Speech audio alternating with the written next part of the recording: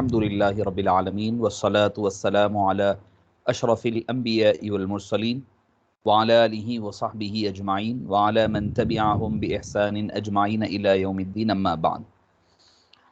मोहतरम और बुजुर्ग मोहतशम तमाम सामीन किराम, मोअज़्ज़ज़ और मोहतरम पीर भाई हजरात और ख़वातीन और हमारे पीर भाई हजरात, तमामी हजरात की खिदमत में हदिये तबरीक और तशक्कुर पेश करते हुए उम्मीद करता हूँ कि आप तमामी हजरात अल्लाह के फ़ज़ल व करम और उसके आका करीम अलैहिस्सलातु वस्सलाम के सदक़े व तुफ़ैल बेहतर होंगे। आप हजरात अक्सर हजरात जो हैं सिलसिले आलिया नक्शबंदिया या फिर कोई और सिलसिले से जुड़े हुए हैं, तो इसमें आप हजरात के साथ जो हमारी हफ्तावारी जो गुफ्तगू होगी या हफ्तावारी जो हमारे औराद व असबाक़ इंशाअल्लाहुल अज़ीज़ लिए जाएंगे, मैं उसके हवाले से कहने से कबल एक दो बातें अर्ज़ करना ज़रूरी समझता हूँ। वो ये है कि अक्सर लोग ये कहते हैं कि भाई क्या ज़रूरत है कि भाई सिलसिले में कोई जुड़े रहना, कहीं पर बैयात करना और किसी के साथ अपना ताल्लुक़ जोड़े रखना, ये क्या ज़रूरी है? आदमी चाहे तो करे या चाहे तो ना करे। और बास तो फिर इसको आगे बढ़ कर के कहते हैं कि ये बिदात है वगैरह है। तो एक बात याद रखिए कि सही मुस्लिम शरीफ की हदीस पाक है, आका करीम अलैहिस्सलातु वस्सलाम अपने सहाबे किराम के दरमियान में ऐसे जैसे कि एक मुकम्मल महताब है, एक सूरज निकला हुआ है, एक चांद है, उसके अतराफ और इर्द गिर्द सितारे नज़र आते हैं, उस तरह सहाबे किराम उस झुरमुट में जमा हैं। उतने में क्या देखते हैं कि जा रजुलन शदीदुल बियाज़ी, कि एक शख्स तशरीफ़ लाते हैं, उनके सफ़ेद रंग के कपड़े हैं, फ़ियाबहु शदीदुल बियाज़, बहुत एकदम ही सफ़ेद कपड़े पहने हुए हैं। फिर उसके बाद उनके बालों का ज़िक्र है, शअरुहु सवादुन, कि उनके बाल जो है बिल्कुल काले सियाह बाल हैं और उनके जिस्म पर कहीं सफ़र के कोई आसार नज़र नहीं आते और बिल्कुल ही वो नॉर्मल नज़र आते हैं, कहीं पर उनके सफ़र के आगाज़ आसार नहीं है, कुछ नहीं है। तो सहाबे किराम परेशान होते हैं कि कौन आए हैं। आते ही वो आकर बारगाह मुस्तफ़वी सल्लल्लाहु अलैहि वसल्लम में इजाज़त लेते हैं, या रसूलल्लाह मुझे आने की इजाज़त है। तो आका करीम अलैहिस्सलातु वस्सलाम उन्हें इजाज़त मरहमत फरमाते हैं, वो आते हैं और आप सल्लल्लाहु अलैहि वसल्लम के पास दो जानू, यानी आप जैसे कि कोई उस्ताद के पास बैठते हैं वैसे अदब के साथ दो जानू मांडी जमा करके बैठ जाते हैं और इस तरह बैठते हैं कि जैसे कि एक तालिब इल्म, एक स्टूडेंट अपने टीचर के सामने बैठता है। बैठने के बाद पूछते हैं या रसूलल्लाह, सवालात करते हैं, मल इस्लामु या रसूलल्लाह, इस्लाम क्या है? आप सल्लल्लाहु अलैहि वसल्लम उनको इस्लाम के बारे में समझाते हैं कि शहादतु अल्ला इलाहा इल्लल्लाहु व अशहदु अन्ना मुहम्मदन, ये इस्लाम है। फिर पूछते हैं, कहते हैं सदक़ता या रसूलल्लाह, आपने बिल्कुल सच फरमाया। सहाबा किराम फरमाते हैं हमें बड़े अजीब लगा कि एक शख्स आया है और आकर के खुद ही सवाल कर रहा है और जवाब भी खुद ही दे रहा है और तस्दीक भी कर रहा है, फिर तस्दीक भी, तो हमें थोड़ा हैरत हुई। फिर फरमाते हैं कि कुछ देर के बाद उन्होंने फिर सवाल किया, मल ईमानु या रसूलल्लाह, ईमान क्या है? तो आप सल्लल्लाहु अलैहि वसल्लम ने ईमान की तशरीह फरमाई कि ईमान क्या है, कि अल्लाह पर ईमान ले, आमनतु बिल्लाहि व रसूलिही व कुतुबिही, सारी आपने ईमान की तशरीह बयान फरमाई। अब इसके बाद उन्होंने तीसरा फिर कहा, सदक़ता या रसूलल्लाह, आपने सच फरमाया। फिर उन्होंने पूछा, या रसूलल्लाह मल एहसान, एहसान क्या है? एहसान किसको कहते हैं? तो मुस्तफ़ा करीम अलैहिस्सलातु वस्सलाम ने इरशाद फरमाया, अन ताबुदल्लाह कअन्नका तराहू, कि तुम अल्लाह की बंदगी ऐसी करो जैसे कि तुम अल्लाह को देख रहे हो। यानी बंदगी, वहाँ पर कोई नमाज का जिक्र नहीं है। असल हमारे पास जो एक मसला ये होता है, ये कॉन्सेप्ट हमारे पास गलत हो जाता है कि हम ये समझते हैं कि इबादत मतलब सिर्फ नमाज, इबादत मतलब सिर्फ कुरान की तिलावत, इबादत मतलब रोज़ा रहना, इबादत मतलब ज़कात देना, हज करना। हमने इबादत को ये चंद चीज़ों के साथ, या मैं अगर आपको थोड़ा सा, आप हजरात पढ़े लिखे हैं, मैं अगर ये कहूँ कि हम चंद रिचुअल्स तक उसको महदूद कर दिया है, जबकि वहाँ पर ये नहीं, नमाज का, रोज़े का, सदक़े का जिक्र नहीं है, बल्कि हबीब दावर सल्लल्लाहु अलैहि वसल्लम ने फरमाया अन ताबुदल्लाह, कि तुम अल्लाह की बंदगी ऐसी करो कि कअन्नका तराहू, जैसे कि तुम उसे देख रहे हो। فَإِن لَّمْ تَكُن فَإِنَّهُ يَرَاكَ، اگر تم یہ نہیں کر سکتے تو یہ کم سے کم تصور رکھو کہ وہ تمہیں دیکھ رہا ہے۔ اسی کا نام احسان ہے، اسی کا نام سلوک ہے، اسی کا نام تصوف ہے، اسی کا نام طریقت ہے۔ اسی کا نام ہے تصوف، طریقت، سلوک، معرفت۔ درجات الگ ہے، اس کی ایکسپلینیشنز الگ ہوں گی، اس کا تھوڑے سے ڈیٹیلنگ الگ ہوگی، مگر جتنے ہم کہتے ہیں نا پیری مریدی کیا ہے؟ احسان ہے۔ یہ ایک ہی ورڈ کے اندر حبیب پاک نے سارے کا سارا کوزہ جمع فرما دیا ہے، سارے کا سارا کوزہ اسی ایک چیز میں جمع فرما دیا۔ تو میں کہہ رہا تھا کہ اللہ کے حبیب صلی اللہ علیہ وسلم نے یہ نہیں فرمایا کہ نماز پڑھنے کے حوالے سے، نہیں، ان تعبد اللہ، اللہ کی بندگی کرو۔ بندہ کون ہوتا ہے؟ بندہ کس کو کہتے ہیں؟ بندہ اسے کہا جاتا ہے جو بندہ جو ہے دن کے بندگی کہتے ہیں، غلام کو، سلیو کو کہتے ہیں۔ تو سلیو کا مطلب یہ ہوتا ہے کہ وہ 24/7 سلیو ہوتا ہے۔ سلیو ایسا نہیں ہے کہ ایک وقت کام کرے آپ، سلیوری ختم ہو گئی، پھر بعد میں سلیو بنے، پھر سلیوری ختم ہو گئی، نہیں، 24/7 جو ہے کوئی سلیو رہتا ہے۔ تو اللہ کا جب ہم بندہ ہے تو پھر 24/7 بندہ رہنا پڑے گا۔ ایسا نہیں ہو سکتا کہ بھئی ہم آج بندگی ہے، ہم اگر آج بندے ہیں پھر جا کر کے ہم جو ہے کہیں پر بدل جائیں کہ نماز کے لیے ہم مسجد میں چلے جائیں تو بندے رہیں، نماز سے باہر آ جائیں تو ہماری بندگی ختم ہو جائے، یہ نہیں ہو سکتا ہے۔ اگر ہم بندے ہیں تو پھر بندے ہمیشہ رہنا پڑے گا، ایک چیز۔ پھر اس کے بعد آپ صلی اللہ علیہ وسلم سے قیامت کے بارے میں پوچھا انہوں نے، آثار قیامت کے بارے میں پوچھا۔ آخر میں آقا کریم علیہ السلام نے، جب وہ شخص آیا جو چلا گیا، پھر پوچھ کر سوال کیا، سوال ختم ہوا، چلے گئے۔ اب جانے کے بعد کوئی صحابی، ادب دیکھیے ان کا، انہوں نے نہیں پوچھا کہ سرکار یہ کون تھے، نہیں فرمایا۔ جب حبیب پاک صلی اللہ علیہ وآلہ وسلم اپنے حجرہ مبارک کی طرف واپس جا رہے تھے، اس وقت حضرت عمر ساتھ ہے۔ حبیب داور صلی اللہ علیہ وسلم نے پوچھا کہ اے عمر، پتہ ہے وہ کون تھے جو آئے تھے تمہارے پاس، وہ کون تھے؟ حضرت سیدنا عمر فاروق رضی اللہ عنہ ارضاہ نے فرمایا، نہیں یا رسول اللہ، مجھے نہیں پتا۔ تو حبیب پاک صلی اللہ علیہ وسلم نے ارشاد فرمایا، کانا جبریل، وہ جبریل علیہ السلام ہیں، اتاکم، کہ وہ تمہارے پاس آئے تھے، لیعلمکم دینکم، تاکہ تم کو تمہارا دین سکھائے۔ اس میں 2 پوائنٹس ہیں، آپ نوٹ ڈاؤن کر سکتے ہیں۔ پہلا پوائنٹ کیا ہے کہ دین میں 3 حصے، تینوں شامل ہے تو دین بنتا ہے، اسلام، ایمان، احسان، تو دین مکمل ہوتا ہے۔ صرف اگر آپ کہیں گے کہ نہیں اسلام، صرف دین کا نام اسلام ہے تو دین پورا نہیں ہوگا۔ کوئی کہے گے اسلام اور ایمان ہی ہے دین، تو بھی دین آپ کا مکمل نہیں ہوگا۔ تینوں چیزیں جب تک کہ آپ کے ساتھ شامل نہ ہو، کیا کیا؟ اسلام، زبانی طور پر کہنا اسلام کہہ لیں آپ جس کو، ایمان، قلبی طور پر ماننے کا نام ایمان ہے، اس کو احسان یعنی حسن خوبی کے ساتھ، اس انداز کے ساتھ کہ اللہ کی نظر میں ہے ہر چیز، یہ کام کرنے کا نام احسان ہے۔ جب تک یہ تینوں چیزیں ہم نہیں جوائنٹ کریں گے تب تک کہ ہمارا دین مکمل نہیں ہوگا۔ لیعلمکم دینکم، تم کو تمہارا دین سکھانے آئے تھے۔ تو احسان، تصوف جس پر ہم آج گفتگو کر رہے ہیں، یہ دین کا حصہ ہے، کوئی بدعت، کوئی نئی چیز نہیں ہے۔ مسلم شریف کی حدیث پاک ہے، آپ نوٹ ڈاؤن کر کے رکھ سکتے ہیں، کیونکہ اکثر لوگ اعتراض کرتے، سوال کرتے، بھئی یہ کہاں پر ہے، وہ کہاں پر ہے۔ آپ ان حضرات کو بلا تکلف، بلا جھجک بتا سکتے ہیں کہ یہ مسلم شریف کی حدیث پاک ہے، جو حضرت سیدنا عمر فاروق رضی اللہ عنہ وارضاہ کے حوالے سے یہ حدیث پاک، حدیث احسان بھی کہا جاتا ہے جس کو، یا پھر آپ حدیث جبریل بھی کہتے ہیں جس کو، کئی نام ہیں اس کے۔ اس حدیث پاک کے نام کئی بیان کیے گئے، حدیث جبریل بھی کہا گیا، حدیث احسان بھی کہا گیا۔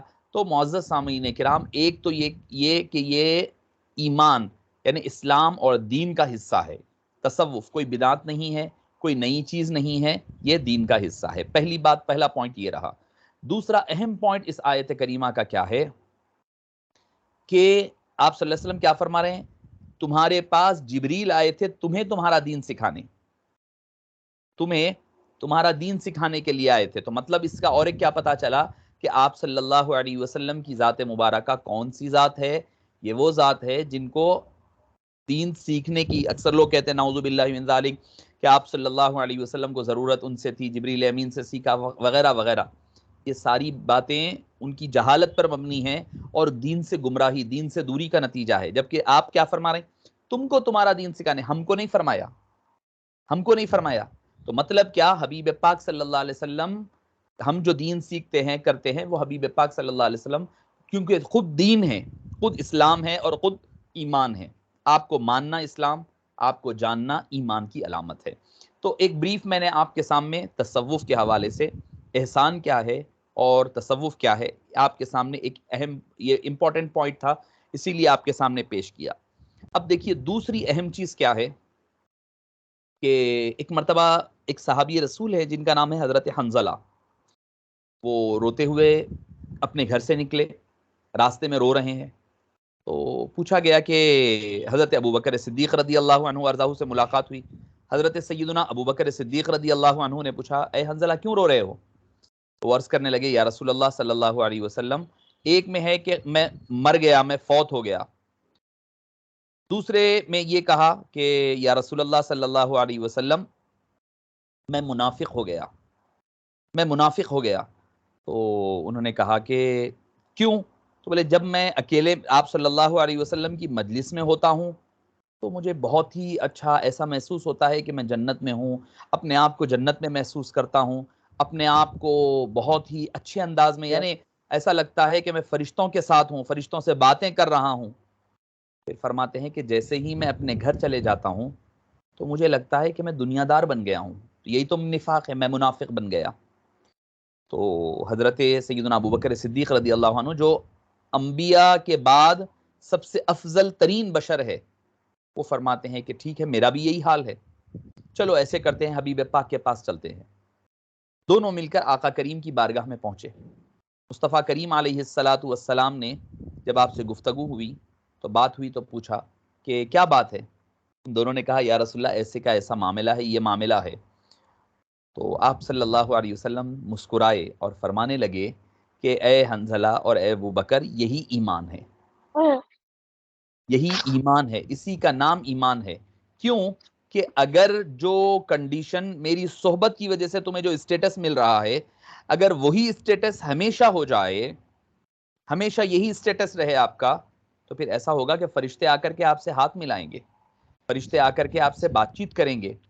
تو لہٰذا فرمایا کہ یہی ایمان ہے کہ ایمان گھٹتا اور بڑھتا رہتا ہے۔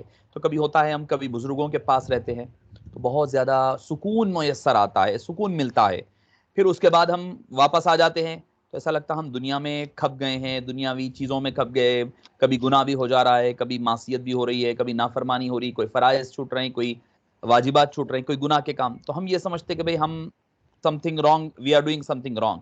ایسا نہیں ہے، بلکہ اس کا معاملہ یہ ہے کہ آپ صلی اللہ علیہ وسلم نے اسی کو ایمان کا حصہ قرار دیا ہے۔ اسی کا نام ایمان ہے کہ کبھی کم ہوتا ہے، کبھی بڑھتا ہے، کبھی گھٹتا ہے، کیونکہ دونوں میں فرق بھی تو رہنی چاہیے نا، کہ آپ اپنے گھر پر ہے اس کا اور اللہ والوں کی صحبتوں میں رہنا، ان دونوں کا الگ الگ فرق رہا کرتا ہے۔ تو معزز سامعین کرام، عزیز ساتھیوں اور بہنوں اور بھائیوں، پہلی بات یہ ہے کہ انشاءاللہ العزیز چونکہ کچھ حضرات جوائن ہو رہے تھے تو اسی لیے میں نے تصوف کے حوالے سے چند بریفلی آپ کے سامنے باتیں رکھی ہے۔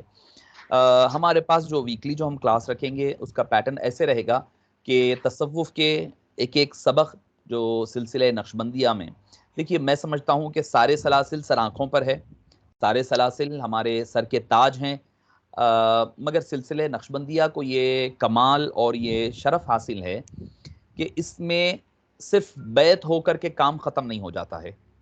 کیونکہ آدمی آج میں بیعت کیا، مثال کے طور پر آپ بھی کسی سے بیعت کیے ہوئے ہیں، آپ بھی بیعت کیے، میں بھی بیعت کیا، آپ کسی سے بیعت کرتے ہیں تو آپ کا جو اسٹیٹس ہوتا ہے وہ ایک درجہ بڑھ جاتا ہے۔ اس کے بارے میں سیدی محدث دکن ابو الحسنات عبداللہ شاہ علیہ رحمۃ والرضوان نے فرمایا کہ جب بندہ بیعت کرتا ہے تو وہ ایسا پاک ہوتا ہے گناہوں سے جیسے کہ وہ آج ہی اپنی ماں کے پیٹ سے پیدا ہوا ہے۔ آج اگر میں ماں کے پیٹ سے پیدا ہوا تو جیسا پاک تھا ویسا پاک میں اس دن ہو جاتا ہوں جس دن میں بیعت کرتا ہوں۔ آپ نے 3 ریزنز بتائی۔ نمبر 1، عرفات میں حاجی حج کرنے والا عرفات کے میدان میں گناہوں سے پاک ہو جاتا ہے، نمبر 1۔ نمبر دوسری چیز، حبیب پاک صلی اللہ علیہ وسلم نے فرمایا کہ جو اعتکاف رہے، رمضان خشوع اور خضوع سے گزارے، گزارنے کے بعد جب وہ عید کی نماز کے لیے جاتا ہے، یا اپنے گھر میں آدمی یا عورت دونوں کے لیے ہے یہ خوشخبری، یہ نہ سمجھے کہ صرف یہ مرد حضرات کے لیے، نہیں، دونوں کے لیے ہے۔ تو جب وہ عید کی نماز پڑھنے کے لیے جاتا ہے، یا پھر عید جو ہے نماز کے لیے، یا پھر خواتین ہے تو وہ خواتین جب مکمل اپنے روزے مکمل کر لے، اپنے گھروں میں خوشیوں کا اظہار کرتے ہیں، تو اس وقت وہ بھی اللہ کے نزدیک ایسے بخشائے جاتے ہیں جیسے کہ وہ آج ہی اپنی ماں کے پیٹ سے پیدا ہوئے ہیں۔ تیسری چیز محدث رکن علیہ الرحمٰن نے، دادا پیر علیہ الرحمٰن نے فرمایا کہ مرید، آپ نے جیسے ہی بیعت کی آپ کے پچھلے گناہ معاف ہوتے ہیں۔ تو یقیناً ہم بیعت کیے ہوئے ہیں، بیعت کی یقیناً اس کی برکتیں اپنی جگہ ہے، اور بیعت کرنا کیا ہوتا ہے دراصل اپنے سے لے کر آقا کریم علیہ الصلاۃ والسلام تک جتنے لوگ ہیں درمیان میں، ان کی دعاؤں میں، ان کی رحمتوں، ان کی نوازشوں میں اور ان کی نظروں میں ہم شامل ہو جاتے ہیں۔ آپ بولیں گے کہ بھئی میرے سے کیا ہوگا، میں خالی بیعت کر لیا یا کر لی ہوں، اب ہو سکتا ہے کہ پیر و مرشد کا انتقال ہو گیا ہے، یا ان سے راست طور پر نہیں مل سک رہے ہیں، آپ کمزور ہوں گے، یا آپ کے پیر و مرشد بھی کمزور ہو سکتے ہیں، مگر جو سلسلہ ہے جو اوپر تک جا رہا ہے وہ کمزور نہیں ہے، وہ کمزور نہیں ہے۔ اگر کسی میں کوئی کمزوری رہتی بھی ہے تو اوپر والے لوگ اس کمزوری کو دور کر دیا کرتے ہیں۔ تو نمبر ایک چیز یہ ہوگی کہ مراقبات، لطائف اور مراقبات، چونکہ ہوتا یہ ہے کہ آپ خالی بیعت کرے، آج کرتے ایک لیول پر پہنچ گئے ہیں آپ، اگر آپ کو اوپر کے لیول پر جانا ہے تو you have to do something else, آپ کو کچھ تو کرنا پڑے گا جس سے آپ کا گریڈ آپ اپ گریڈ ہو سکیں۔ خالی بیعت کر لینے کا مقصد یہ نہیں ہے کہ بھئی چلو کوئی پریشانی تھی بیعت کر لیے ہو گیا، مشکل تھی آسان ہو گئی، پھر پریشانی تھی سالو ہو گئی، اسی کا نام بیعت نہیں ہوتا ہے۔ آپ جو ہے کوئی آپ کے دوست یا سہیلی کر رہے تھے، ان سے سنے بس بیعت کر لیے، کر لے کے ہو گئے، بس نام کے آگے اپنے نقشبندی لگا لیے، مجددی لگا لیے، قادری لگا لیے، اس کا مطلب یہ نہیں ہوتا۔ بیعت کا مقصد کیا ہوتا ہے؟ اپنے اندر تبدیلی آئے، چینج آئے۔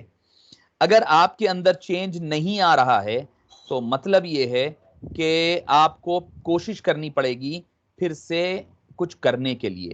اگر آپ نہیں کریں گے تو پھر فائدہ یہ ہوگا، فائدہ کیا، نقصان ہی ہوگا کہ آپ خالی نام کے لیے بیعت کر رہے ہیں، اس کے بعد جو ہے آپ کچھ بھی اس کے اوپر عمل نہیں کر رہے ہیں، نہ پیر و مرشد کی تعلیمات پر عمل ہے، نہ اس کے فیوز و برکات پر کو حاصل کرنے کی کوشش ہے، نہ مراقبات کے بارے میں پتہ ہے، نہ آپ کو ہم کو اگر سلسلے کی تعلیمات کا علم نہیں ہے، تو پھر مطلب ہمارا مقصد کیا ہوگا؟ بیعت کرنے کا مقصد خالی وہ جو برکت اسی وقت حاصل ہوئی، بس وہی لیول پر آپ رک جائیں گے۔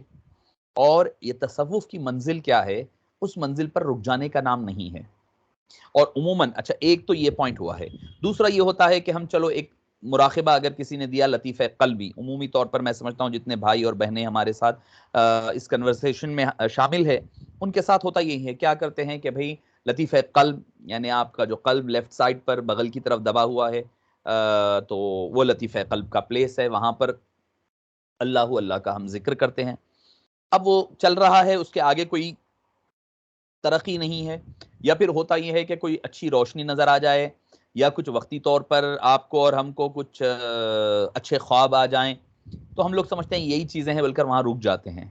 نہیں، یہ منزل نہیں ہے آپ کی، یہ راستہ ہے، یہ آپ کا راستہ ہے۔ اس کی مثال کیسی ہے؟ آپ کو کوئی بادشاہ نے اپنے محل میں بلایا ہے، آپ محل میں گئے، محل میں اب آپ کا مقصد کیا ہے؟ بلا تشبیہ کہہ رہا ہوں میں، آپ کا مقصد بادشاہ سے ملاقات ہے۔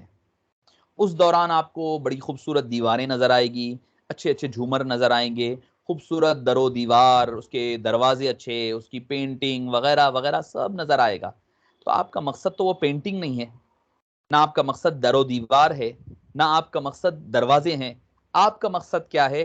آپ کا مقصد بادشاہ سے ملاقات ہے، بادشاہ تک پہنچنا ہے، بلا تشبیہ و بلا تمثیل، بغیر کوئی تشبیہ دیے کہ ہمارا مقصد کوئی لطائف و مراقبات کے دوران، مراقبے کے دوران، ذکر کے دوران، اگر تلاوت کے دوران اگر ہمیں کوئی اچھی چیزیں نظر آ رہی ہے، ہمیں کوئی سکون مل رہا ہے، تو مطلب یہ ہے کہ ہماری منزل وہ نہیں ہے، منزل کوئی اور ہے۔ منزل کیا ہے؟ الہی مقصود من توئی وہ رضائے تو، الہی میرا مقصود، میرا ارادہ، میرا ٹارگٹ کون ہے؟ تو ہے۔ وہ رضائے تو، تیرے کو راضی کرنا اصل میرا ٹارگٹ ہے۔ میرا مقصد اور ٹارگٹ یہ نہیں ہے کہ بھئی میں کہیں اچھے خواب نظر آئے رک گیا، یا کوئی قلبی سکون ملے یا روشنیاں دکھنے لگ جائے رک جا رہا ہوں، نہیں، یہ منزل نہیں ہے، یہ راستے ہے، منزل خدا کی ذات تک پہنچنا ہے۔ محبت و معرفت خود بھی دے کہ اے اللہ تو ہمیں اپنی معرفت اور محبت نصیب فرما، یہ ہم مراقبے کے دوران پڑھا کرتے ہیں۔ تو میں عرض کر رہا تھا کہ آپ کو مراقبے کرتے ہیں ہم، ایک لطیفہ کر کر رک جاتے ہیں، تو ہم ایک ایک لطیفہ، ایک ایک مراقبہ جیسے جیسے انشاءاللہ العزیز ہوتا جائے گا ہم اس پر ڈسکس کریں گے۔ اس کے ساتھ ہی ساتھ جو نقشبندی تعلیمات کو، جس کو کلمات نقشبندیہ کہا جاتا ہے، انشاءاللہ العزیز ایک بس، زیادہ نہیں، کیونکہ ہم ٹائم اپنا فکس رکھیں گے تاکہ تمامی حضرات کو، تمام خواتین و حضرات کو آسانی ہو سکے اس میں جوائن ہونے کرنے میں۔ اور اس کے بعد پھر جو ہے ذکر کی چند چیزیں جیسے استغفار ہے، اور کرنے کے ڈیلی روٹین پر آپ کے جو کام ہے اس پر تذکرہ ہوگا، اور اس کے بعد آپ حضرات کے سوال و جواب جو رہیں گے اس پر آپ اپنے سوال چاہے تو ٹائپ کر دے سکتے ہیں مجھے، انشاءاللہ العزیز میں اس کے آپ کو اگر کوئی جواب ہے تو میں انشاءاللہ دے دیا کروں گا اللہ کے اذن سے اور بزرگان دین کے صدقے سے۔ دیکھیے دراصل نقشبندی تعلیمات کے معاملے میں ایک بات یاد رکھیے کہ آج کل انٹرنیٹ پر بہت زیادہ عام ہو گئے ہیں ایسے لوگ جو نقشبندیہ تعلیمات کے نام پر لوگوں کو گمراہ کر رہے ہیں۔ کچھ تو وہ ہے جو بالکل ہی دائرہ اسلام سے خارج ہے، میں مطلب چونکہ آپ تمامی لوگ ہیں جو سوشل میڈیا سے کنیکٹڈ ہے، جیسے کہ گوہر شاہی فتنہ آپ کو پتا ہے کہ وہ ہر جگہ لگا ہوا ہے، آن لائن آپ کو یوٹیوب پر، فیس بک، انسٹاگرام، ہر جگہ ان کی ویڈیوز آ جایا کرتی ہے۔ ہمارے لڑکے اور لڑکیاں بڑے ارے بہت اچھی بات بول رہے ہیں مصابین، فوری طور پر اٹریکٹ ہو جاتے ہیں، متاثر ہوا کرتے ہیں۔ دوسرا کچھ ایسے لوگ بھی ہیں جو نقشبندی تو کیا سنی نہیں ہے، بعض دیوبندی حضرات ہیں، جیسے کہ پڑوسی ملک کے بعض لوگ ہیں، بعض علماء وغیرہ ہے جو دیوبند کے ہیں، تبلیغی جماعت کے ہیں، وہ بس ہمیں اپنے مقصد سے ہٹانے کے لیے وہ بھی تعلیمات نقشبندیہ کے نام پر ہمیں نقشبندی تعلیمات بتلاتے ہیں۔ اس سے ہوتا یہ ہے کہ ہم ارے نقشبندیت کی بات کر رہا ہے، تصوف کی، تو یہ پکا سنی ہوگا، ہم لوگ اس کی طرف چلے جایا کرتے ہیں۔ تو یہ چیز سے ہمیں بچنا چاہیے، اس وجہ سے کہ تعلیمات ہماری کیا ہے، ہمیں تعلیمات کے حوالے سے علم ہونا ضروری ہے۔ اسی وجہ سے یہ کلاس کا آغاز کیا گیا ہے۔ اللہ پاک سے اس دعا بھی ہے کہ اللہ تعالیٰ جو ہے ہمیں اس میں استقامت عطا فرمائے، اور اس میں جو ہے جیسے آپ حضرات، آپ سے زیادہ مجھے ان باتوں پر عمل کی توفیق دے۔ دیکھیے کہ ایک اور بات جو آپ کو میں ذکر کرنا ضروری سمجھوں گا وہ یہ ہے کہ ہم جو تصوف کہتے ہیں آخر وہ چیز کیا ہے، آخر ہے کیا یہ، اس کا اگر آپ خلاصہ دیکھ لیں، آپ میں سمجھتا ہوں کہ اگر یہ آپ 10-15 تصوف پر اگر مختلف کتابیں اکابرین کے بڑے بڑے لوگوں کی جو ہیں اگر آپ وہ پڑھیں گے تو اس نتیجے پر پہنچیں گے۔ وہ کیا ہے؟ پہلی چیز یہ ہے کہ آدمی کو اخلاص کے ساتھ، نیت میں اخلاص، خلوص نیت پیدا کرنا پڑے گا۔ نیت جو ہے پاک کرنا پڑے گا، جو بھی کام کر رہے ہیں آپ اللہ کے لیے ہونی چاہیے، نیت کو خالص کرنا، اللہ کے لیے کر دینا۔ آپ جو بھی کر رہے ہیں، الہی مقصود من توئی وہ رضائے تو، اللہ جو میں کر رہا ہوں وہ تیری رضا کے لیے، تجھے خوش کرنے کے لیے، تجھے راضی کرنے کے لیے کر رہا ہوں، مجھے دنیا سے کوئی غرض نہیں ہے۔ کوئی کیا کہتا ہے کہہ لے، زمانہ اگر روٹتا ہے تو روٹھے، مگر مجھے بھولو نہ شاہ مدینہ۔ تو یہ دیکھنا ہے ہمیں کہ اللہ اور اللہ کے رسول کس سے راضی ہو رہے ہیں۔ زمانہ نہیں مان رہا، جان دیجئے، آپ زمانے کو چھوڑ دیجئے، کوئی کچھ کہہ لے، آپ کو فکر کرنے کی ضرورت نہیں ہے۔ کیوں؟ کیونکہ ہمارا مقصود اللہ کی ذات ہے، ہمارا مقصد اللہ کو راضی کرنا ہے۔ تو سب سے پہلی چیز اپنی نیت کو خالص کریں آپ۔ اگر آپ کی نیت پاک ہے تو پھر سب چیز جائز ہے۔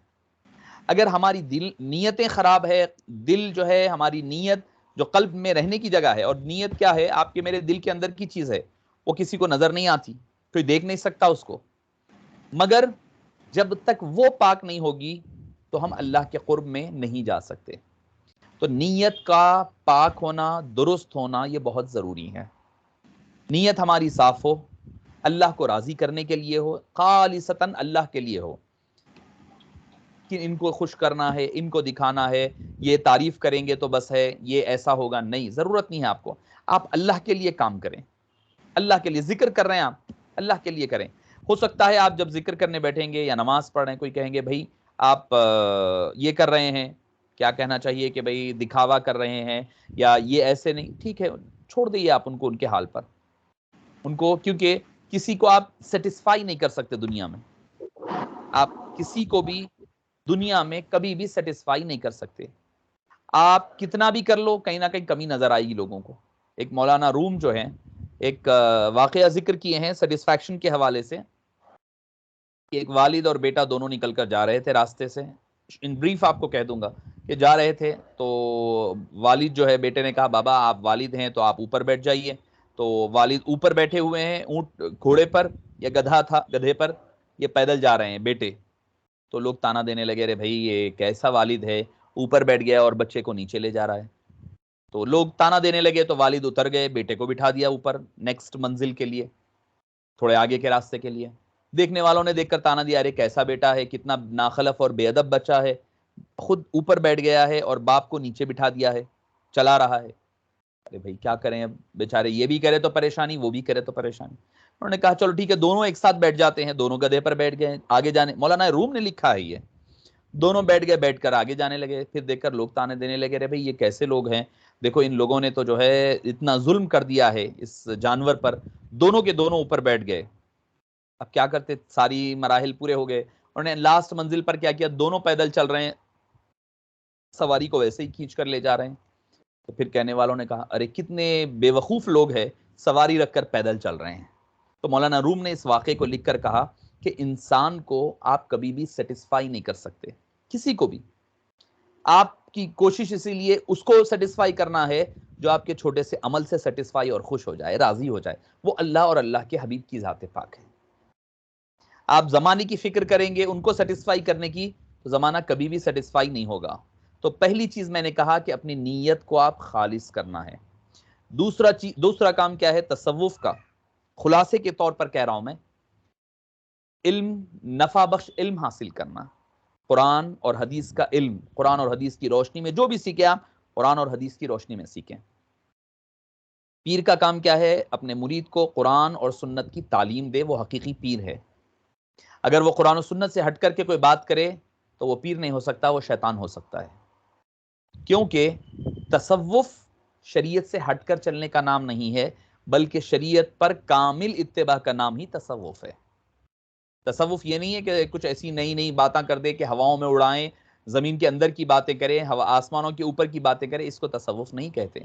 شریعت مطہرہ کی باؤنڈریز میں رہ کر کے جو بات کی جائے اس کو تصوف کہا جاتا ہے۔ تو دوسری چیز یہ ہے کہ علم نافع ہو، علم نافع سیکھے، نفع بخش علم سیکھے۔ تیسری چیز ہے کہ اچھے اعمال کرے، تقوی، پرہیزگاری، نماز، روزہ، جتنے اعمال ہے اس کو آپ اچھے انداز میں مکمل کیا کریں۔ پہلا ہے آپ کا کیا تھا، نیت کو پاک کرنا ہے، دوسری چیز علم نافع حاصل کرنا ہے، نفع بخش علم، تیسری چیز اعمال صالحہ، اچھے عمل کرنا ہے، جو اللہ اور اللہ کے حبیب نے آپ کو حکم دیا ہے وہ کرنا۔ یہ تصوف، آپ پورا تصوف کی راہ پر چلنے کے راستے ہے۔ چوتھی چیز کیا ہے، حسن خلق، اچھے اخلاق کو اختیار کرنا، تواضع، انکساری، نرمی، بات کرے تو متانت کے ساتھ، محبت کے ساتھ، مسکرا کر بات کیا جائے۔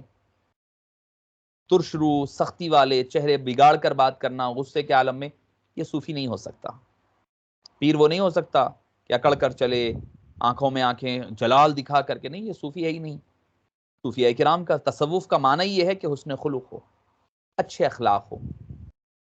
حضرت داتا علی حجویری علیہ الرحمت والرضوان نے فرمایا التصوف لیس علوما ولا رسوما، تصوف جو ہے کوئی خاص علم یا رسم و رواج کا نام نہیں ہے، ولیکنہ ادب، کلہ ادب، سارے کا سارا ادب اور تعظیم اور حسن خلق کا نام ہے۔ اچھے اخلاق کو اختیار کریں، برے اخلاق کو چھوڑنا، اچھے اخلاق کو اختیار کرنا، یہ تصوف ہے۔ بات کریں کسی سے، بڑوں سے بات کریں نرمی کے ساتھ، ادب کے ساتھ، تعظیم کے ساتھ کریں، چھوٹوں کے ساتھ کریں محبت کے ساتھ، شفقت کے ساتھ، کہ آپ جب بات کریں تو وہ آپ کا گرویدہ ہو جائیں، جب آپ ان سے بات کریں تو آپ وہ گرویدہ ہو جائے، وہ چاہیں کہ وہ آپ پھر دوبارہ ان سے بات کریں۔ ایسا نہیں کہ آدمی ادھر سے آیا تو دوسرا بدل کر چلے جائے، نہ جانے کون سی آفت گر جائے گی، کون سا پہاڑ توڑ دیں گے، یہ نہیں۔ جب آپ بات کریں جوڑنے والی بات کریں، توڑنے والی بات نہ کریں۔ اخلاص، نیت میں اخلاص، علم نافع، اچھے اعمال، اچھے اخلاق۔ چوتھی چیز سینہ کشادہ ہو، یعنی عفو درگزر کرنے والے ہوں، یعنی ہر ایک کے لیے آپ کا دل کشادہ ہو. ایسا نہیں ٹھیک ہے کسی نے کچھ آپ کے ساتھ کر لیا، اس کو درگزر کر دیجئے، اس کو معاف کر دیجئے. کیوں؟ کیونکہ اللہ تعالیٰ ہمارے بڑے بڑے گناہوں کو معاف کر رہا ہے، تو کیا ہم اس کے لیے ایک چھوٹے گناہ کو ہم معاف نہیں کر سکتے؟ کسی نے آپ کے ساتھ کوئی زیادتی کر دی، جانے دیجئے. پہ آپ اس کو گالی نہ دیں گے تو کوئی گناہ نہیں ہو جائے گا، بلکہ اللہ کے پاس آپ کو ثواب ملے گا. یہ دیکھیے آپ کہ بھئی میں اگر اس کو گالی دوں گا تو ٹھیک ہے حساب برابر ہو جائے گا، مجھے کل قیامت میں تو کچھ نہیں ملنے والا. اگر میں چاہتا ہوں کہ مجھے قیامت میں کچھ ملے، اللہ راضی ہو جائے، تو درگزر کر دیا کریں. آپ کو ایک حدیث پاک سناتا ہوں کہ مصطفیٰ کریم علیہ الصلوۃ والسلام مجلس میں موجود ہیں، حضرت سیدنا صدیق اکبر بھی موجود ہے رضی اللہ عنہ وارضاہ. اسی دوران کیا ہوتا ہے کہ ایک شخص آتا ہے، سیدنا صدیق اکبر کو گالی گلوچ کرنے لگتا ہے، گالیاں دے رہا ہے، نہ جانے کیا کیا بکے جا رہا ہے، بولے جا رہا ہے، سب کچھ گالی گلوچ کر رہا ہے. تو حضرت سیدنا صدیق اکبر خاموش ہے اور مصطفیٰ کریم علیہ الصلوۃ والسلام بھی خاموش ہے. دیکھ رہے ہیں سارا کچھ ہو گیا، ساری بات ہو گئی، ہوتے ہوتے ایک وقت گزر گیا. گزرنے کے بعد حضرت صدیق اکبر کا صبر کا پیمانہ مکمل ہو گیا، بہت زیادہ اوور ہو گیا جس کو ہم کہتے. وہ اوور ہوتے ہی حضرت صدیق اکبر رضی اللہ عنہ بھی اس کو جواب دینے لگے. وہ جو شخص باتیں کر رہا تھا اس کا جواب دینے لگے. جیسے ہی جواب دینے لگے، حبیب پاک صلی اللہ علیہ وسلم جو مجلس میں تشریف فرما تھے، آپ مجلس سے اٹھ گئے، اٹھ کر اپنے گھر میں چلے گئے. حضرت ابو بکر صدیق رضی اللہ عنہ کو بڑا عجیب لگا کہ بھئی میں تو جو ہے کیا کہہ رہا تھا کہ وہ شخص جو ہے بڑا میرے ساتھ ظلم و زیادتی کر رہا تھا، میرے ساتھ گالی گلوچ کر رہا تھا. آپ صلی اللہ جب میں جواب دینے لگا تو آپ صلی اللہ علیہ وسلم اٹھ کر چلے گئے. میں جو ہے میرا ساتھ نہیں دیے، بیٹھے نہیں، ایک فطری نیچرلی جو چیز ہوتی ہے. تو جب اس کے بعد آپ کے پاس گئے، دربار میں جا کر گھر میں پوچھا یا رسول اللہ ایسی کی بات ایسی ہے، آپ اٹھ کر چلے گئے. تو آپ صلی اللہ علیہ وسلم نے کیا فرمایا؟ یہ ہمارے لیے بہت اہم چیز ہے. ہم مرید ہیں، تصوف کے ماننے والے ہیں، سلوک کے ماننے والے، اور پھر ان کس کے؟ صدیق اکبر رضی اللہ عنہ کے ماننے والے ہیں نا. نقشبندی حضرات تو صدیق اکبر کے فالوورز ہوتے ہیں، ان کے راستے پر چلنے والے. تو ہمارے لیے سب سے اہم بات ہے یہ. ہمارے پیارے بہن اور بھائی سارے، خود میرے لیے بھی، آپ تمام حضرات کے لیے مصطفیٰ کریم علیہ السلام نے کیا فرمایا پتا ہے؟ آپ نے فرمایا اے صدیق اکبر، تم ناراض ہوں گے کہ میں اٹھ کر چلا گیا، مگر کیوں اٹھ کر گیا؟ میں اس لیے گیا، جب وہ گالیاں دے رہا تھا تم خاموش تھے، تم کچھ نہیں کہہ رہے تھے. اس وقت اللہ عز و جل نے ایک فرشتے کو آسمان سے بھیجا، وہ متعین اپوائنٹڈ فرشتے کو بھیجا. وہ کیا کر رہا تھا؟ تمہاری طرف سے اس کافر کا جواب دے رہا تھا. تم کو وہ گالی دے رہا تھا نا، تو اس کا جواب اللہ بھیجے ہوئے فرشتے کے ذریعے سے دلوا رہا تھا. جیسے ہی تم جواب دینے لگ گئے، فرشتہ اپنا بوریا بستر لپٹا واپس چلا گیا. فرشتہ چلا گیا. اب میں یہ سوچا جب فرشتہ چلا گیا ہے تو رحمت چلی گئی ہے، لہٰذا میں بھی اس مجلس سے اٹھ کر چلا گیا. تو اگر آپ کے ساتھ کوئی برائی کرے، درگزر کر دئیے، معاف کر دئیے.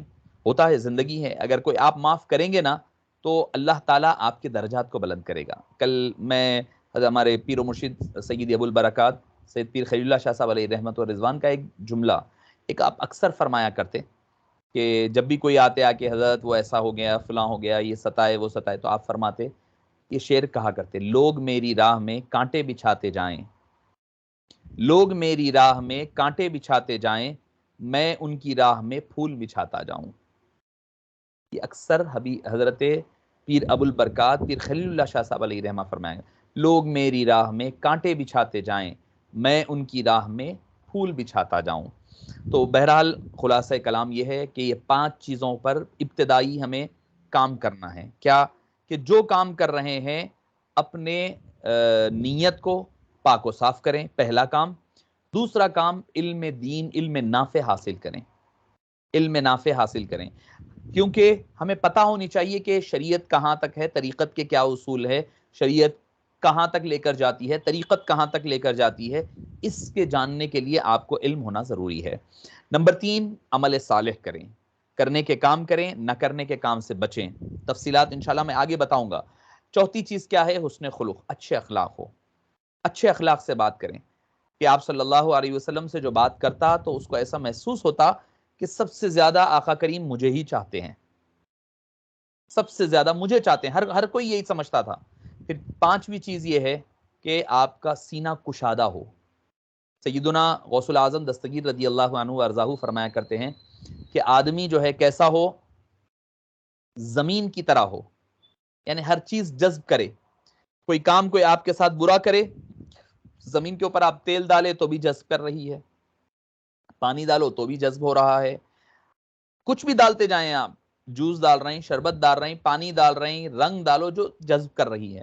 یعنی اپنے اندر اپنے آپ کو اس قدر وسیع بناؤ کہ ساری چیزوں کو اندر سما سکو. پھر دوسری چیز کیا فرمایا؟ دوسری چیز یہ کہ اس قدر آپ کشادہ ہو، معافی اور درگزر میں سمندر کی طرح آپ وسیع ہو. سمندر کی طرح آپ وسیع ہونی چاہیے، اور لوگوں کو معاف کرنے بخشنے میں آسمان کی طرح وسیع ہو. یعنی آپ کی بخشش اور آپ لوگوں کے ساتھ اچھائی کے ساتھ معاف کر دینا. کیونکہ یہ نہیں ہے کہ بھائی آسمان ایک مسلمان پر رہتا ہے یا کافر پر نہیں رہتا، یا نیکوکاروں پر رہتا ہے غیروں پر نہیں رہتا، ایسا تو نہیں ہے، بلکہ وہ سبھی پر برستا نہیں دیکھ کر ابر رحمت، بدوں پر بھی برسا دے برسانے والے، بدوں پر بھی برسا دے برسانے والے. تو لہٰذا اب آقا کی بات، یہ تو آقا کریم علیہ الصلوۃ والسلام کی شان ہے. تو اب یہ آقا کریم کی جب یہ شان ہے تو پھر ہمیں آپ کے امتی بننا ہے نا، تو صحیح مرید بننا ہے. دنیا کے سب سے بڑے پیر کون ہیں؟ آقا کریم علیہ السلام ہے. سب سے بڑے مرید حضرت سیدنا صدیق اکبر ہیں. اب انہی کے اتباع میں ہم جب آ رہے ہیں تو مطلب کیا ہے کہ ہمیں بھی چاہیے کہ اسی آقا کریم کے قدم برقدم چلنے کا نام ہے ولایت محمدی پر چلنا ہے. ولایت محمدی اسی کا نام ہے. آپ صلی اللہ علیہ وکل ولی لہ قدم، حضرت حضور غوث الاعظم نے فرمایا ہر ولی کے لیے قدم ہے. وعلی نبی قدمی نبی بدر الکمالی، میں تو آقا کریم علیہ السلام کے قدم برقدم چلنے والا ہوں. تو معزز سامعین کرام، شفیق بزرگوں اور عزیز ساتھیوں، محترم بہنوں اور بھائیوں، کہ ہمیں چاہیے کہ جب ہم دعویٰ کر رہے ہیں ان کی غلامی کا تو پورے غلام بن کر جانی چاہیے. بھاگے ہوئے غلام بن کر نہیں، دھتکارے ہوئے غلام بن کر نہیں، بلکہ محبوب غلام بن کر کے جانی چاہیے. ایسا نہیں ہے کہ جنت میں آپ بولے کہ بھائی جنت میں تو سبھی جائیں گے، یقیناً جائیں گے سبھی، مگر جانے جانے میں فرق ہوگا. کوئی غلام بلال حبشی بن کر جائے گا، کوئی غلام عمار بن یاسر بن کر کے جائے گا، کوئی غلام عامر بن فہیرہ بن کر کے جائے گا. غلام غلام میں فرق ہے. ہم جب غلامی کا دعویٰ ہے تو پھر دھتکارے ہوئے غلام بن کر نہ جائیں، کہ ایسا نہ ہو کہ ہم آقا کریم علیہ الصلوۃ والسلام کی بارگاہ میں نہ ٹھہر سکیں، ہم آقا کریم علیہ السلام کا سامنا نہ کر سکیں، آپ کو اپنا چہرہ نہ دکھا سکتے، نہ دکھا سکیں، نہ ہمارا چہرہ ان کے سنتوں کی طرح، نہ ہمارے اعمال ان کی سنتوں کی طرح، نہ ہمارا طریقہ کار ان کی سنتوں کی طرح. اگر ہمارے پاس یہ نہیں ہوگا تو ہم کیسے غلام بن کر، کیا ہم آقا کریم علیہ السلام سے نظر ملا سکیں گے؟ نہیں. تو لہٰذا آقا کریم علیہ السلام کے قدم برقدم چلنے کا نام ہے برستا نہیں دیکھ کر ابر رحمت، بدوں پر بھی برسا دے برسانے والے. تو اسی آقا کریم علیہ الصلوۃ والسلام کی کیا شان، منکر جو تھے قائل ہوئے، دشمن بھی سب مائل ہوئے، مسحور کن ہے کس قدر یا مصطفیٰ چہرہ تیرا، یا مصطفیٰ لہجہ تیرا. تو آقا کریم علیہ الصلوۃ والسلام کی ہم جب غلام ہیں، امتی ہیں، نام لیوا ہیں، محبت کرنے کے دعوے دار ہیں، اور چاہنے والوں میں اپنا شمار کیا کرتے ہیں، تو ہماری محبت بھی پھر حقیقی ہو. اگر ہماری محبت حقیقی نہیں ہوگی تو پھر ہم میں اور دوسروں میں فرق کیا رہ جائے گا؟ آپ اور ہم، ہمارے والدین کبھی ہم سے پانی منگائے، ایک بچہ ہے کہہ رہا ہے، بچہ یا لڑکا یا لڑکی، ماں یا باپ کو کہہ رہے ہیں مما میں آپ کو بہت چاہتی ہوں، بابا میں آپ کو بہت چاہتی ہوں یا چاہتا ہوں، آئی لو یو 1000 ٹائمز بول رہے ہیں، مگر والد کہہ رہا ہے بیٹے میرے پیر میں درد ہو رہا ہے ذرا پیر دبا دو. ماں کہہ رہی ہے بیٹی مجھے تھوڑا پانی پینا ہے، پانی پلا دو. ہم کہہ رہے ہیں نہیں یہ نہیں ہو سکتا مجھ سے، مگر میں آپ سے بے پناہ محبت کرتا ہوں یا کرتی ہوں، مجھے آپ سے کروڑوں درجے میں جو ہے کروڑوں مرتبہ میں آئی لو یو لکھ کر دوں گا، پیار کرتے ہوں بولیں گے، سب بولیں گے، مگر یہ کام کی بات نہ کرو، پیر دبانے کی بات مت کرو، آپ پانی پلانے کی بات مت کرو، کام کی بات مت کرو. تو کوئی بھی سننے والا کیا کہے گا؟ بھئی یہ تو جھوٹی محبت ہے، یہ محبت کوئی سچی محبت نہیں ہے. کیوں؟ اگر محبت سچی ہوتی تو پھر وہ عمل کی طرف لے جاتی. اگر ہماری محبت سچی ہے تو پھر ان کی خدمت ہمارے لیے بوجھ نہیں بنتی، ہمارے لیے بوجھ کب بن جاتی ہے؟ جب ہماری محبت سچی نہیں ہوتی. اگر ہماری محبت، ہمارا تعلق مضبوط ہو، سچا ہو، تو پھر عمل بوجھ نہیں لگتا، عمل کرنے میں مزہ آتا ہے. عمل کرنے میں مزہ آتا ہے. ہم نماز کے لیے ٹھہرتے، کوشش ہوتی ہے بھائی جلدی، جتنا جلدی نماز ختم ہوئی اچھا ہے، ختم کرو جلدی، جو ٹھونگے مار کر کے اٹھ جاؤ جلدی ختم کر دو. ہم اس میں رہتے ہیں. سیدنا علی شیر خدا کرم اللہ وجہہ الکریم کی نماز کیا نماز ہے؟ آپ کے پیر میں بیڑی دھسی ہوئی ہے، عام وقت ہاتھ لگائے تو رو رہے ہیں، چیخ نکل رہی ہے، نماز کے لیے ٹھہر گئے. جب وہ بیڑی نکالی گئی آرام سے نکل گئی. کیوں؟ وہ محبت میں ڈوب گئے تھے، وہ فنا فی اللہ کے درجے پر فائز تھے، وہ عبادت ویسی کرتے جیسی کی اس کے کرنے کا حق ہے. تو معزز پیارے بہنوں اور بھائیوں، کوشش یہی ہونی چاہیے کہ ہمارا سینہ وسیع ہو اور سنتوں پر عمل آوری ہو. اگر سنتوں پر عمل آوری ہو تو ہماری نقشبندیت کی بنیادی یہی ہے. اتباع سنت سب سے اہم کام ہے، سب سے اہم کام اتباع سنت ہے. اگر ہم کتنے بھی مراقبات کر لیں، ذکر و اذکار کر لیں، اگر ہم سے فرائض و واجبات یا سنت ترک ہو رہی ہے تو یاد رکھیں کہ آپ کے ہمارے لطائف میں، مراقبات میں کوئی فرق نہیں آئے گا. یہ آپ کو میں اوپنلی کہہ رہا ہوں، میں اس میں کوئی دو رائے نہیں ہے، اس میں کوئی ڈاؤٹ نہیں ہے. اگر آپ چاہتے ہیں کہ اپنے لطائف و مراقبات میں ترقی ہو تو پہلے فرائض، واجبات، سنتوں پر عمل ضروری ہے. اگر یہ چھوڑ کر کے ہم اس پر نیچے چلے جائیں گے، ذکر و مراقبات پر، تو ہمیں اس کا فائدہ نہیں ہوگا. غوث اعظم صرف ذکر و مراقبات سے نہیں بنے، پہلے فرائض، واجبات، سنتوں پر عمل کرے، کر کر کے ولایت کے درجے. کیونکہ آپ صلی اللہ علیہ وسلم نے مسلم شریف کی حدیث پاک ہے، کیا فرمایا؟ من تقرب الی عبدی بالنوافل، بندہ میرے قریب کب ہوتا ہے؟ نوافل کے ذریعے سے ہوتا ہے. نوافل کے ذریعے سے قریب ہوتا ہے، فرائض سے نہیں فرمایا. یہاں تک کہ میں اس کا ہاتھ بن جاتا ہوں جس سے وہ کام کرتا ہے، میں اس کے پیر بن جاتا ہوں جس سے وہ چلتا ہے، میں اس کی زبان بن جاتا ہوں جس سے وہ بولتا ہے، آنکھ بن جاتا ہوں جس سے. کب ہے؟ من تقرب الی عبدی بالنوافل، نوافل کے ذریعے سے بندہ قرب حاصل کرتا ہے. فرائض تو فرض ہی ہے، کرنا ہی کرنا ہے، سنت بھی کرنا ہے، واجب بھی کرنا ہے. بندہ ایڈیشنلی اللہ کا قرب پانا ہے تو نوافل کے ذریعے سے.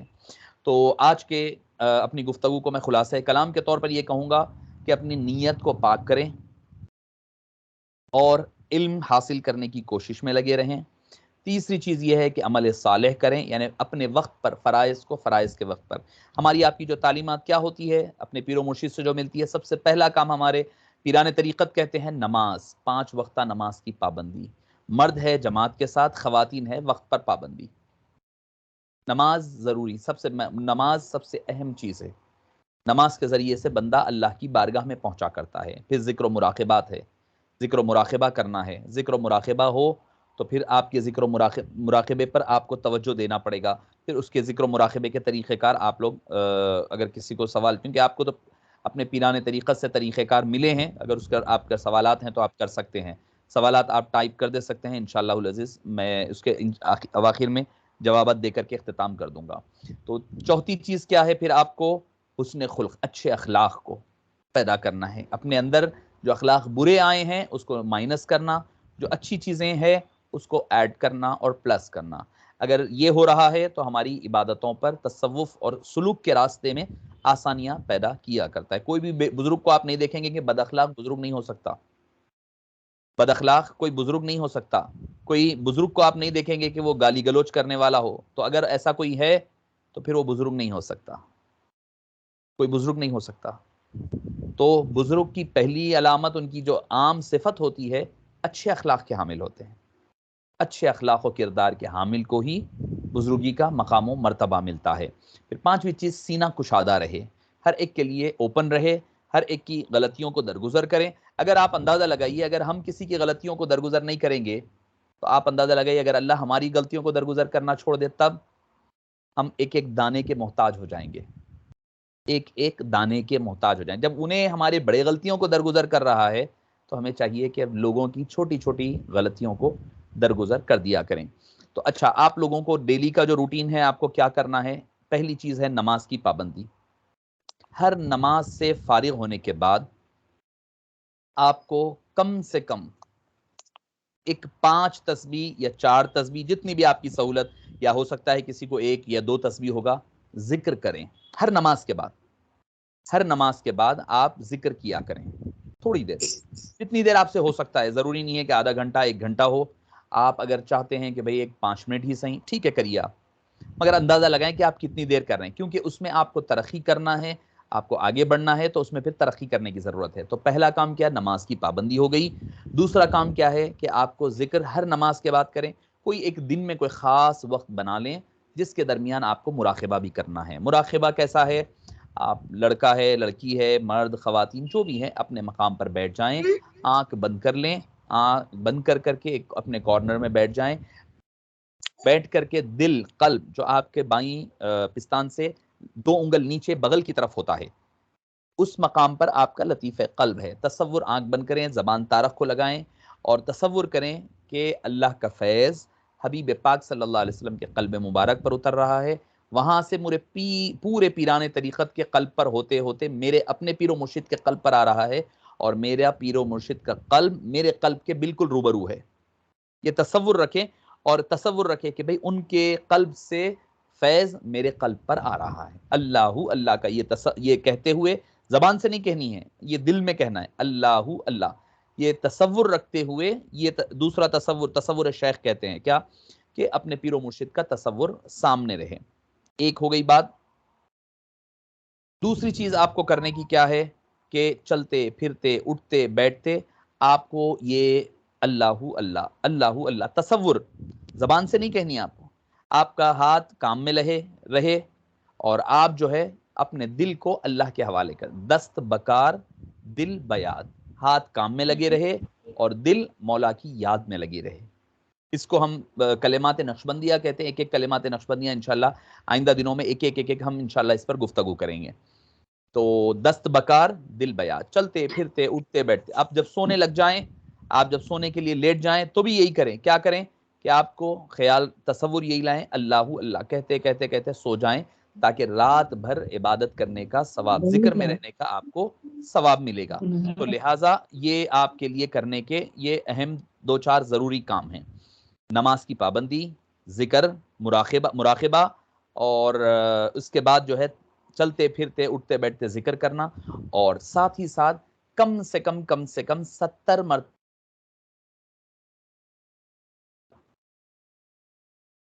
दिन में 70 मरतबा आप इस्तिग़फ़ार पढ़ करना, क्योंकि इस्तिग़फ़ार एक चाबी है। हर खजाने को खोलने वाली चाबी का नाम इस्तिग़फ़ार है। आप इस्तिग़फ़ार जितनी कसरत से करेंगे, आपकी जो मुराद, जो मन्नत, जो नीयत है, वो नीयत पूरी होती है इस्तिग़फ़ार के ज़रिए से। तो इस्तिग़फ़ार दिन में कम से कम, और क्या है, हबीब पाक सल्लल्लाहु अलैहि वसल्लम ने फरमाया इस्तग़फ़िरू कुल्ल यौमिन, कि हर दिन इस्तिग़फ़ार करो। फिर फरमाया अस्तग़फ़िरुल्लाह कुल्ल, अच्छा इसमें एक लफ्ज़ मैं आपको कह दूं कि उमूमी तौर पर लोगों में ज़रा कन्फ्यूजन होता है। एक ये होता है इस्तिग़फ़ार, उसका नाम है, अस्तग़फ़ार कहते हैं, अस्तग़फ़ार नहीं बल्कि इस्तिग़फ़ार वर्ड है, वो वर्ड इस्तिग़फ़ार है। जब आप पढ़ने लगते हैं तो अस्तग़फ़िरुल्लाह रब्बी पढ़ेंगे आप। अस्तग़फ़िरुल्लाह जो है वो आपका वर्ब है, फेल है, और इस्तिग़फ़ार जो है मस्दर है। तो लिहाजा एक बात आई तो मैंने कह दिया आपको। तो इस्तिग़फ़ार और अस्तग़फ़िरुल्लाह रब्बी, इस्तिग़फ़ार पढ़ा करें। इस्तिग़फ़ार हर काम की चाबी है। बंदा चाहता है, आपने फरमाया कि फ़इन्नी अस्तग़फ़िरुल्लाह कुल्ल यौमिन 70 मर्रतन, क्योंकि मैं हर दिन 100 मरतबा, एक रिवायत में 70 मरतबा इस्तिग़फ़ार करता हूँ। आप बोलेंगे सरकार दो आलम सल्लल्लाहु अलैहि वसल्लम को क्या ज़रूरत है? देखिए, इस्तिग़फ़ार सिर्फ गुनाहों की माफ़ी के लिए नहीं है, गुनाहों की माफ़ी के लिए भी है, दर्जात की बुलंदी के लिए भी है, माल दौलत की इजाफगी के लिए भी है, अल्लाह के क़ुर्ब के लिए। इस्तिग़फ़ार के कई उसके क्या कहना चाहिए ज़रूरियात है और उसके कई फ़ायदे हैं। इस्तिग़फ़ार आपको करनी है, साथ ही साथ दरूद शरीफ की कसरत हो। कम से कम 200 मरतबा दरूद शरीफ पढ़ना है। चाहे तो आप जो है दलाइल खैरात पढ़ लें, या ये आप इसके साथ ये कर लिया करें। नहीं, दलाइल खैरात मुश्किल है या पढ़ने के लिए टाइम नहीं है, तो आप कम से कम 200 मरतबा दरूद शरीफ दिन में पढ़ा करें। तो ये आपके डेली रूटीन। अब इसके अलावा आपका जो घर के काम काज है, उन काम काज को जो है आप रेगुलर अपने बेसिस पर करते रहना चाहिए।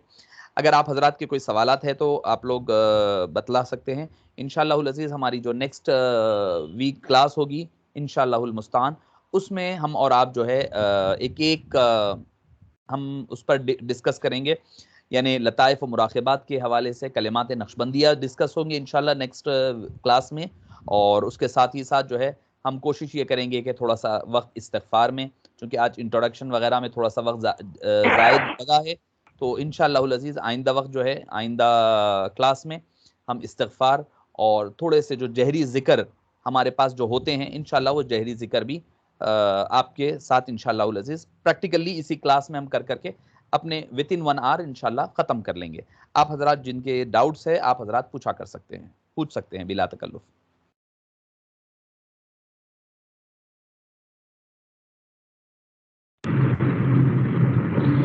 السلام علیکم ورحمۃ اللہ وبرکاتہ۔ آپ صاحب امید کرتا ہوں میری آواز آپ کو صحیح آ رہی ہے۔ جی وعلیکم السلام ورحمۃ اللہ وبرکاتہ، جی برابر آ رہی ہے، جی فرمائیے۔ جی میرا سوال یہ ہے کہ ماشاءاللہ یہ تو آپ کی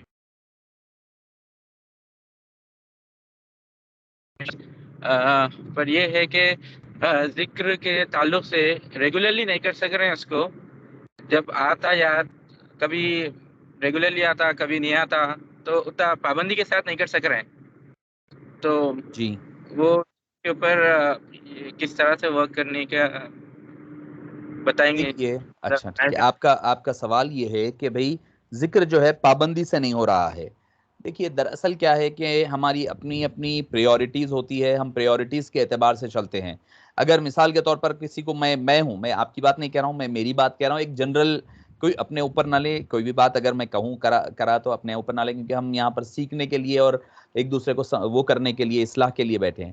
کبھی ہوتا یہ ہے اگر میں مثال کے طور پر کسی کو کوئی آتے میرے پاس آ کر کہتے ہیں صاحب ہماری شادی نہیں ہو رہی ہے، ہماری لڑکی کی شادی نہیں ہو رہی، میں ان کو کہوں یہ آپ پڑھیے وظیفہ، شادی ہو جائے گی، تو وہ اہتمام کے ساتھ بڑے ہی اہتمام کے ساتھ وہ پابندی کے ساتھ پڑھتے ہیں۔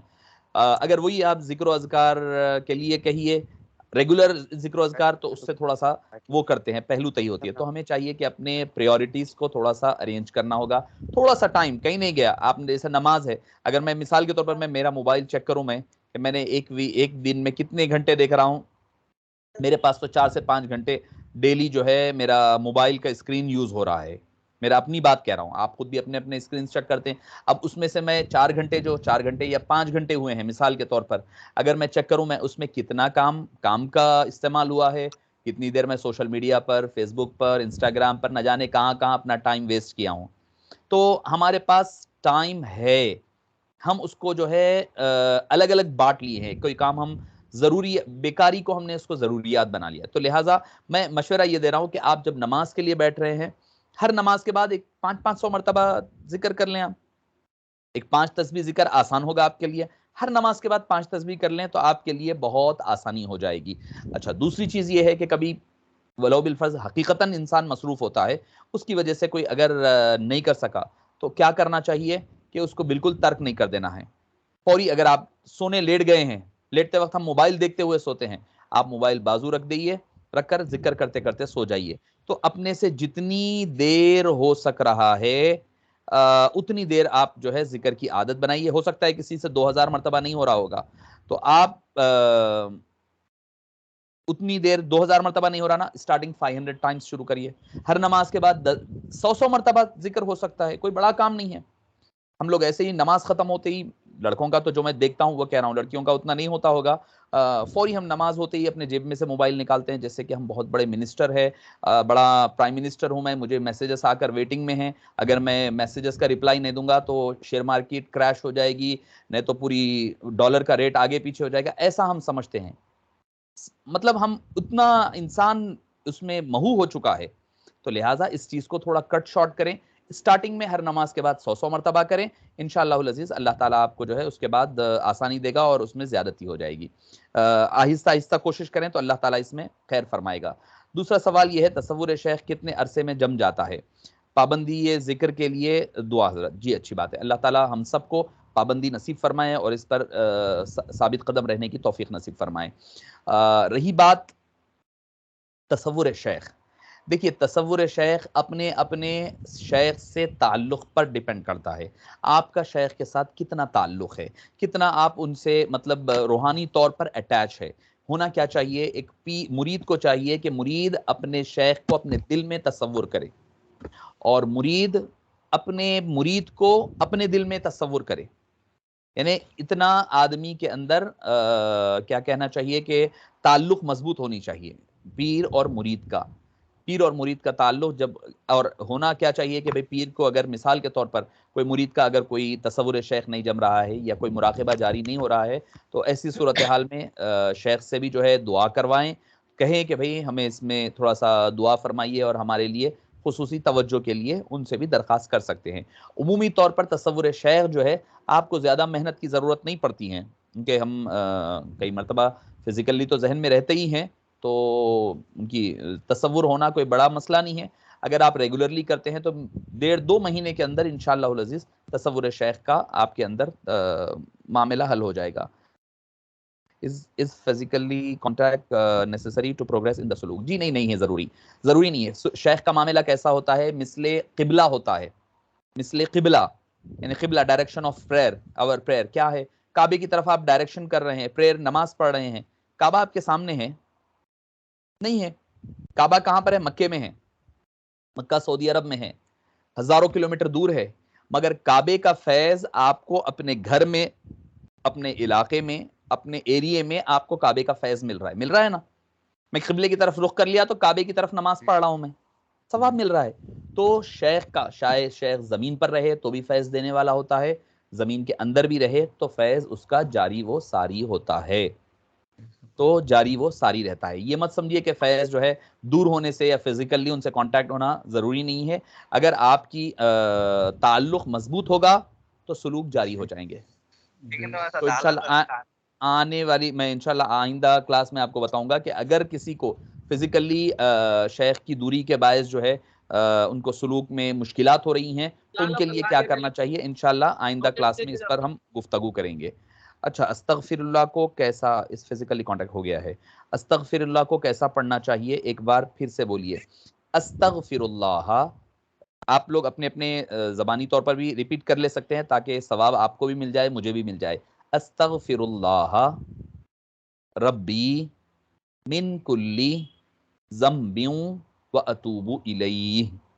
استغفر اللہ، استغفر اللہ نہیں بولنا، استغفار اس کا نام ہے اور اس کو پڑھا جاتا استغفر اللہ ربی من کلی ذنب و اتوب الیہ، یا یہ پڑھے آپ، نہیں تو استغفر اللہ الذی لا الہ الا هو الحی القیوم و اتوب الیہ. یہ ایک دوسرا طریقہ کار ہے. اب بعض وقت یہ ہوتا ہے کسی کو یہ دونوں بھی یاد نہیں ہے، تو ویسی صورتحال میں ان کو چاہیے کہ وہ استغفر اللہ اتنا بھی اگر پڑھ لیں تو وہ ان کے لیے کافی ہوگا. یہ آپ کے لیے استغفر اللہ، استغفار پڑھنے کا جو ہے طریقہ کار ہے. جی اور کوئی؟ استغفر اللہ ربی من کل ذنب و اتوب الیہ، جی برابر ہے.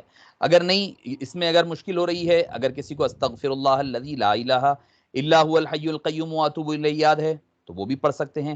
اگر نہیں، وہ بھی نہیں آ رہا ہے کسی کو، تو آپ یہ بھی کر سکتے ہیں کہ لفظ استغفر اللہ استغفر اللہ استغفر اللہ اتنا چھوٹا چھوٹا بھی اگر آپ پڑھ لیتے ہیں تو یہ کافی ہوگا.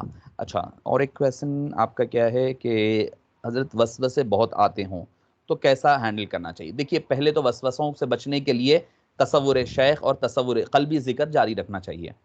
آپ کا دل جو ہے اللہ اللہ کی طرف لگا رہے تو آپ کو وسوسے، کیونکہ وسوسے کو وسوسہ ہی کاٹتا ہے، خیال کو خیال کاٹتا ہے.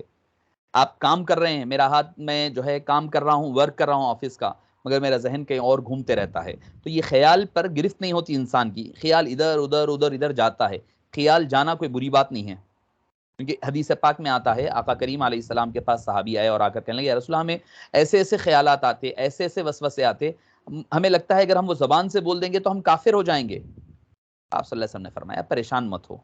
تو پریشانی والی بات نہیں ہے. کیوں کہ جہاں مال ہوتا ہے، جہاں سونا ہوتا ہے، وہیں تو چور چوری کے لیے آتا ہے. ایک کھنڈر پڑا ہوا ہے، کھنڈر میں چور چوری کرنے کیوں آئے گا؟ چور کہاں تھا؟ بڑی بلڈنگ ہے، بڑا محل ہے، پیسہ ویسا دکھ رہا ہے، کاریں وغیرہ ٹھہری ہوئی ہے، چور چوری کے لیے وہاں آتا ہے. تو لہٰذا آپ کے پاس ایمان کی دولت ہوتی ہے تو ایمان کی دولت سے اللہ تعالیٰ جو دیا ہے اس کو چرانے کے لیے شیطان آیا کرتا ہے۔ اب اس کے علاوہ جو ہے وسوسے آئے تو فوراً اعوذ باللہ من الشیطان الرجیم 3 بار پڑھ کر تھو جو ہم تھتکارنا کہتے ہیں وہ کر دیا کرے، پھر اپنے کام میں مشغول ہو جائیں۔ کثرت قرآن کریم کی تلاوت، درود شریف زیادہ پڑھنا، اور ہر فرض نماز کے بعد قل اعوذ برب الفلق قل اعوذ برب الناس کی کثرت کیا کریں، انشاءاللہ العزیز آپ کے وسوسے دور ہو جائیں گے۔ Sir, if anyone belongs to another سلسلہ can we do your given ذکر؟ جی اس ذکر کے بارے میں کسی کا اختلاف نہیں ہے، کسی کا اختلاف نہیں ہے، کیونکہ اسی لیے میں نے کہا کہ آئندہ کلاس سے انشاءاللہ ہم جو ہے جہری جو ذکر کا ہمارے پاس طریقہ کار ہے وہ بھی بتا دیں گے، تاکہ دونوں ذکر، دیکھیے سلسلے الگ الگ نہیں ہیں، ہر ایک کا الگ الگ طریقہ کار ہے، اللہ تک پہنچنے کا مختلف ان کے اپنے آزمائے ہوئے طریقہ کار ہے۔ اس کا مطلب یہ نہیں ہے کہ دونوں ایک دوسرے کے اگینسٹ ہے، نہیں، بالکل آپ بالکل ذکر میں جاری رکھ سکتے ہیں، کر سکتے ہیں، بیکاز ہم کہیں سنیں کہ اپنے پیر و مرشد کو چھوڑ کر کسی اور کے پاس جاؤ گے تو نہ ادھر کے رہیں گے۔ جی صحیح بات ہے، پیر و مرشد جو ہے تبدیل نہیں کرنی چاہیے، اگر آپ کسی کے پاس بیعت کر چکے ہیں تو انہی کی بیعت پر قائم رہیں اور ان کی تعلیمات پر بھی عمل کریں، کیونکہ پیر و مرشد ایسا نہیں ہے اپنی مرضی سے اپنی خواہش سے ادھر ادھر نہیں، ایک ہے تو ایک خدا ہے، ایک رسول ہے، پیر بھی ویسے ہی ایک ہی رہنا چاہیے۔ ادھر ادھر ہوں گے تو جو ہے آدمی، ہاں یہ ہو سکتا ہے کہ طالب بن سکتے ہیں، طلب کسی سے ہو سکتی ہے، طالب بیعت نہیں کر سکتے بلکہ طالب بن کر کے کسی کے ساتھ آپ کیا کہنا چاہیے جوائن ہو سکتے ہیں، اور کسی کی تعلیمات کو آپ اختیار کیا جا سکتا ہے۔ بیعت نہیں کہتے اس کو، پھر طالب کہہ سکتے ہیں، آپ بعد میں دوبارہ طالب بن کر کے کسی کی تعلیمات، میں یہ نہیں کہہ رہا ہوں کہ آپ وہ چھوڑ دیں، نہیں کہہ رہا ہوں، آپ وہ بھی کریں، اس کے ساتھ ساتھ یہ بھی کر سکتے ہیں، کیونکہ اس میں آپ کو ذکر کرنے کے بارے میں کوئی قباحت نہیں ہے، کسی کے پاس بھی کوئی رکاوٹ نہیں ہے۔ ہم کو اس پر بہت ڈر لگتا ہے، جی نہیں، ڈرنے کی کوئی بات نہیں ہے، کوئی بزرگان دین ایسے نہیں ہے کہ بھئی جو آپ کو جو ہے ان وجوہات کی وجہ سے کہ بھئی آپ نے ذکر کیا، اب نماز ہے، مثال کے طور پر آپ نماز پڑھ رہے ہیں، آپ نماز پڑھ رہے ہیں تو ایک نماز آپ زور سے پڑھتے ہیں فجر جہری، ظہر ہلو پڑھتے ہیں، پھر عصر ہلو پڑھتے ہیں، مغرب پھر جہری پڑھتے ہیں، پھر عشاء ہلو پڑھتے ہیں، تو یہ کیا ہے؟ جہری اور سری دونوں کا کمبینیشن ہوا کرتا ہے۔ جی ہاں، بیعت کرنا ضروری ہے کیا؟ جی ہاں، بیعت کرنا اس لیے ضروری ہے کہ بیعت کا مطلب کیا ہوتا ہے کہ آپ جو ہے آپ سے لے کر اپنے سرکار دو عالم صلی اللہ علیہ وسلم تک اپنے آپ کو حوالے کیے ہوئے ہیں کہ اللہ اور اللہ کے رسول صلی اللہ علیہ وسلم کی تعلیمات پر چلنے کا عہد کر رہے ہیں۔ کیونکہ مسئلہ یہ ہوتا ہے کہ اگر ہم بیعت نہ کریں تو بعض کہیں گے بھئی صحابہ کسی سے بیعت، ہاں سرکار دو عالم صلی اللہ علیہ وسلم سے بیعت کیا کرتے تھے، تو بیعت اس لیے ضروری ہے تاکہ ہمیں پیر و مرشد سیدھی راہ پر لے کر چلتے ہیں۔ قرآن نے کیا کہا؟ اہدنا الصراط المستقیم، سیدھا راستہ چلا، کون سا راستہ؟ صراط الذین انعمت علیہم، ان لوگوں کا راستہ جن پر تو نے انعام فرمایا۔ تو صراط المستقیم کس کو کہتے ہیں؟ کہ کوئی آگے آگے چل رہا ہے اور آپ اس کے پیچھے پیچھے چل رہے ہیں، اس کو صراط مستقیم کہا جاتا ہے۔ تو پیر و مرشد سے بیعت کرنا بھی یہی ہے کہ اپنے پیر و مرشد کے بتائے ہوئے طریق پر پیچھے پیچھے، کیونکہ وہ لوگ چل چکے ہیں یہ راستے پر، ان کو پتا ہے کہ راستے میں گڑے کہاں ہیں، کھڈے کہاں ہیں، کہاں شیطان بھٹکائے گا، کہاں نفس ستائے گا، یہ ساری چیزوں کا ان کو علم ہوتا ہے۔ اسی بنیاد پر وہ آپ کو اور ہم کو راستے کی بہتر انداز میں تبلیغ کرتے ہیں، اور راستے کی صحیح طور پر ہم دعا کیا کرتے ہیں کہ ان کو پتا ہوتا ہے کہ وہ راستہ جو ہے جو چل کر آئے ہیں، کامیاب ہوئے ہیں، اسی راستے پر ہم چلا کرتے ہیں۔ اور کسی کا کوئی اگر سوال ہے تو انشاءاللہ العزیز کرتے ہیں تو ورنہ ہم آج کے اس سیشن کو یہاں پر ختم کریں گے۔ اگر کسی کا کوئی سوال ہے تو کوئکلی پوچھ سکتے ہیں۔